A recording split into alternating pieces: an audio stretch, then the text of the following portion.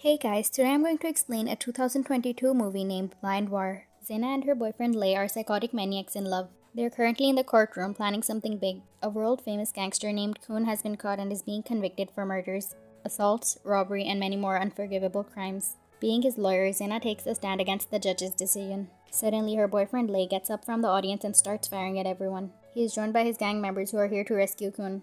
After killing everyone present in the courtroom, Zena and Lei start making out. Kun orders them to let him out of the handcuffs. Suddenly, Kun notices an explosive in their hands which blows up and kills them while the couple is miraculously left unharmed. The scene cuts off to a flashback when Zena was first caught by Kun. He assaulted her in front of Lei, who couldn't raise his voice because he was scared of Kun's power. He silently tried to commit the unthinkable, but the bullets in the revolver ran short. At that moment, he vowed to make Kun pay. He also picked up Zena, telling them that their life belongs to each other. Back in the present, the couple's dream to kill Kun is finally accomplished. Outside, a SWAT team is waiting for the hearing to end. Their only job is to escort Kun out until Captain Gu hears a gunshot. Without waiting for official orders, he makes his way inside with his team. They get into an intense shoutout with Lei's men.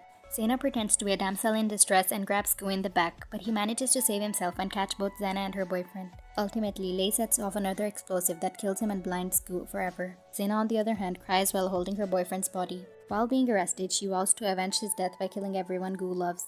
In the following scene, Gu is told that he will never be able to see again. His only family is his daughter and his brother-like friend Yan. They help him to their best of their abilities, but the trauma caused by the incident haunts Gu every night. The public blames him for all the deaths because he is the only SWAT personnel who came out of the court alive. Because of public pressure, he also loses his job. For the first week, Gu goes crazy and starts breaking things in the house. His daughter Sia keeps him sane most of the time, but in her absence, he can hardly think or work. Eventually, her playing the violin becomes his only way to relax. As days pass, Gu starts to heal. He also begins working on his hearing and other senses now that he can no longer see.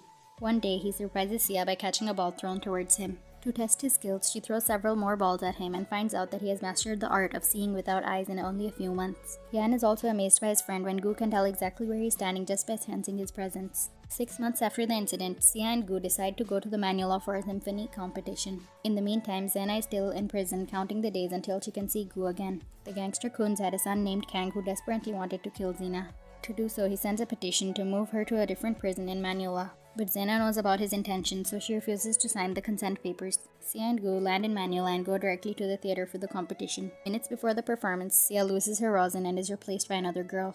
When she is alone backstage, a group of men forcefully drag her to their car. Gu senses that his daughter is not among the performers and gives her a call. Picks up, but Gu only hears the sound of her screams. He runs to the parking lot but is seconds late from crashing the vehicle. After that, he quickly makes a call to the police. A few hours later, Gu is told that Sia's deformed body has been found near a river. She was attacked with acid and left to die. To identify the body, Gu touches her hand and discovers that this is not her daughter. Sia has been playing violin for over 10 years and her fingers have thick clauses on them. The body doesn't have anything of such sort, which proves that she is still alive. Gu explains everything to the police officer, but the man refuses to believe him. He says the ID card found in the pocket is enough evidence and no further actions will be taken. In a fit of rage, Gu attacks the officer and the incident is broadcasted live on TV. Meanwhile, in prison, Zena sees the news and is delighted to see Gu suffering. After discovering that he's in Manila, she signs the consent form to be transferred to a prison in Manila. In the next scene, she's masked, chained, and surrounded by many guards while on the way to a new prison. Suddenly, the vehicle stops and Zena comes out with a gun in her hand, having killed everyone inside in less than a minute. She also ambushes all the guards following behind and eventually escapes. When Kang finds out about the escape, he kills a guard in anger. He orders more men to find her as soon as possible, assuming that his father will only attain peace when she dies. Somewhere else, Gu is in handcuffs, being told that his daughter is definitely dead. He realizes that the police are not going to help him and instead send him back home. Hence, when he gets the chance, he knocks 2 of them out and tries to escape. What he doesn't know is that Zena has been sitting in the front seat waiting for him to just do that. Instead of killing him instantly, she pretends to be a good police officer who will help him find his daughter. Then we finally get to see Sia with many other girls. They have been abducted by none other than the gangster Kang. He runs a huge traffic ring, kidnapping girls from around the globe and selling them through the dark web. He takes extra interest in Sia because of her beauty and raises her price. Simultaneously, since Zena knows everything about Kang's traffic ring, she tells Gu exactly about how they can find his daughter. The police won't do anything because they have been bribed to keep their mouths shut when it comes to Kang's business. Even though Zena wants to kill Sia in the end, she is willing to be on Gu's side till then. They decide to use Zena as a bait and get into the place where trafficked girls are kept. With her help, Gu finds the number of a local dealer who accepts the girl and sends them to an old woman. She is the mediator in charge of checking if the girls are good enough for their clients. She approves of Zena but senses that Gu is not there for good intentions. After sending Zena inside, the woman points a gun at Gu, but he uses his intuition to knock her out before she shoots. Then he follows Zena before both of them are caught right after. By now, the live stream on the dark web has started. Many clients are watching the girls perform one after another, bidding money for their lives. When it is Sia's turn, she plays the violin beautifully. Kang turns the live stream off, wanting the girl all for himself. But when he tries to touch her, she attacks him. Kang promises to teach her a lesson tomorrow and increases her price by 6 million yuan. Somewhere else, Xena is hung upside down and Gu is bounded by a chained collar. Kang's partner Beth comes to taunt Xena and reminds her of her boyfriend's death. When Xena in return makes fun of her, she is drowned until she gets dizzy and then brought back up. Gu manages to break his handcuffs but is easily overpowered by the gangsters. When Beth walks out for some time, he manages to turn the flight around and kill every one of them. He also breaks the water tank and saves Xena's life. Beth tells Kang that she has caught Xena, but upon returning to check up on the prisoners, both Xena and Gu are ready to attack her. She is held hostage and asked to reveal where Sia is. The woman only opens her mouth when a glass shard is held to her neck. She doesn't know which one is Gu's daughter, and all the girls kidnapped within the last week are with a man named Mei, who is also Kang's right-hand man. Suddenly, the police inspector Rama arrives at the scene with his squad. Before Beth is caught, Xena punishes her, making the glass shard go deep inside her throat and kill her. Then, the two run away to a house that Xena claims belongs to her. In reality, it belongs to one of the police officers she killed when she escaped prison. Gu still doesn't suspect her and continues cleaning his injuries. Kang is told about Beth's death, so he sends his right-hand man Mei to kill the escapees. After a while, Rama knocks on the apartment door alongside Mei and his people. Gu gets a hint of this and sets up several traps in the house. When they break in, the gas cylinder blows up, killing half of the gangsters. Mei attacks Gu while Xena fights the rest of the insignificant enemies. Gu is about to be killed, but he jumps off the window using the rope he set earlier. He meets Mei again in the hallway and captures him using the same rope, which he is now tied to an elevator. Upon being tortured, Mei brings them to the storage unit where the stolen girls are kept. They set many girls free, but Sia is not one of them. This means that she has either already been sold or she is at Kang's place waiting to be sold the next day. At the police station, Yan arrives and inquires about progress Rama has made in the case. When Rama refuses to share information, he goes looking for his friend on his own.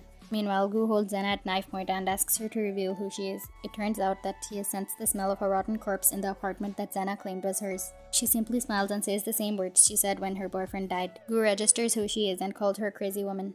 Before they talk further, Yan arrives and points the gun at Xena. She quickly kills Mei to be the only person who knows where Sia is. If they kill her at this point, they might never get to see Sia, which gives her an advantage. Xena orders Gu to choose between his friend and his daughter. If he chooses the latter, he will have to kill Yan at this instant. Without hesitating, Gu chooses his daughter and stabs Yan, but not deep enough to kill him. After that, the partners sit inside a car and talk about their pasts. Xena reveals that she was sold to a gang by her father, who she killed years later. Ever since her birth, her only family had been her late boyfriend, which is why she wanted to kill Gu in front of her daughter and turn her into a person like her. Gu acknowledges that it is an ultimate punishment, but he needs her help to get to his daughter in the first place. After that, they go to a local black market gun seller. He was a middleman who sold Xena to the gangsters. Hence, she kills him before stealing the entire bus of arms and ammunition. One thing Gu doesn't forget is to get the man's bouncy balls. In the following scene, Sia is brought outside for the next dark web livestream. Kang gives her the option to either stay with him or to be sold to a stranger, but as a reply, Sia says that her father is coming to get her. Right then, the vehicle breaks into the main entrance, and Xena starts firing randomly at everyone. Since she is protected by the vehicle, none of the bullets fired at them gets her. Amidst the chaos, Gu is able to throw a bouncy ball at Sia to tell her he is there. She safely keeps the ball with her, waiting for him to take her home. The guards are foolishly sent outside to fight the two men that have already entered the house. They turn the lights off and proceed to kill all the guards, one after another. Eventually, Kang is left with only his lawyer and Sia. The lawyer also abandons him, saying that he is better off dead. As the last resort, Kang attaches a time bomb to Sia. Before anything else, he is shot and killed by Xena. After that, she hangs Sia upside down with a chain. If Gu knows where she is, he can pick her up, hence she throws the bouncy ball at him. Gu catches the ball and locates her successfully. He also shoots Xena dead right after catching his daughter. However, the storm hasn't passed yet as the bomb is still attached to her. Right then, Yon arrives, revealing that his wound wasn't fatal. He helps Gu by giving him tools to defuse the explosive. The plan works and all of the good people are saved in the end. In the last scene, Yan and Sia come to see Gu in the prison. They indulge in happy conversations about life and dating.